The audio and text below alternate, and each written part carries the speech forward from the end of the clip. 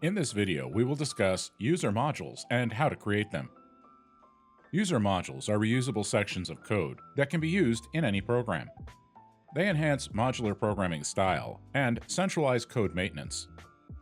The use of user modules can also shorten development time. You can share your modules with other programmers, and they can share modules with you, possibly saving time and effort. In SIMPL Windows, you can create user modules from existing simple code you have designed, tested, and vetted. Then, reuse the module in other programs, saving you time and reducing errors. While it is best to make modules single-purpose driven, it is possible to place sections of code performing related tasks into modules. Not only can we pass analog, digital, and serial signals between the main program and the module, we can also pass parameters into the module. This allows us to change parameters within the symbols in the module from the main program.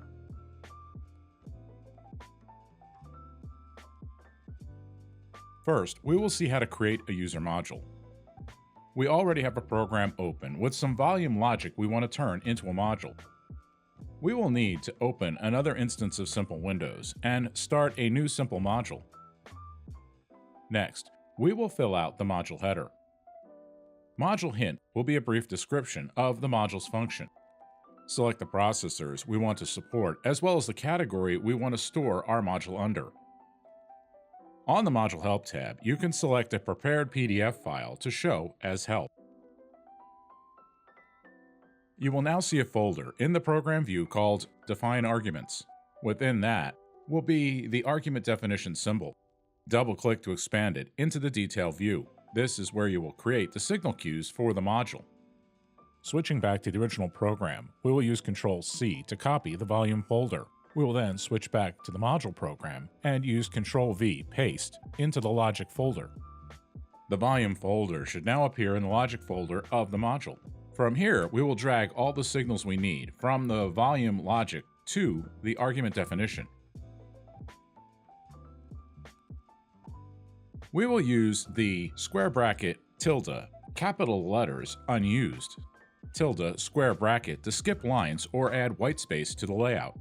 We can add parameters to receive values from the calling SIMPL program. In this example, we will pass parameters into the module for the increment, hold time, and repeat time. To do this, add a total of 3 parameter lines using Alt+. Name them increment, hold time, and repeat time. To use the parameters we just defined, we will need to ensure that we use the exact names from the argument definition by using copy-paste to ensure the parameter names match exactly. On the first parameter on the argument definition, we will highlight the parameter name and Ctrl-C copy. Then, on the first parameter of the analog increment, type a # into the first position of the parameter field. Then, paste, using Ctrl-V, the preset name from the argument definition. The parameter names must start with the # and match the argument definition exactly. Do the same for the hold time and the repeat time parameters.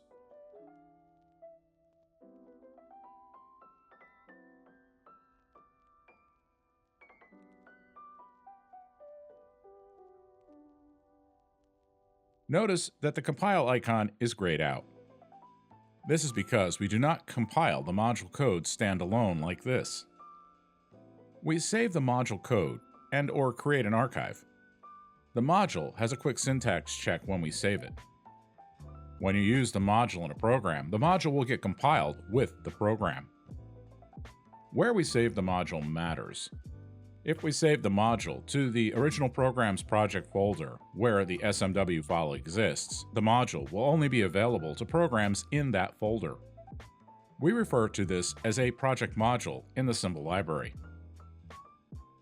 If you want this module to be available to other programs not in this project folder, we need to save the module to the user modules directory. Once saved, we can create an archive of the module to allow backup or transportation to other computers or programmers. Now that we have created the new module, we will need to go into the project dropdown in our original program and select Resync Project. After the resync, we should be able to see the module in the User Modules folder in the symbol library. Drag it to the Logic folder and expand it into the Detail view.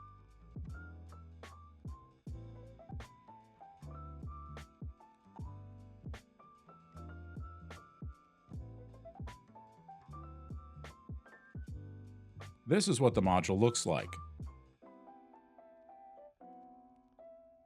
There are additional tasks we will want to do. We can limit the acceptable parameter types to time or percentage, and even set a default value for the parameters.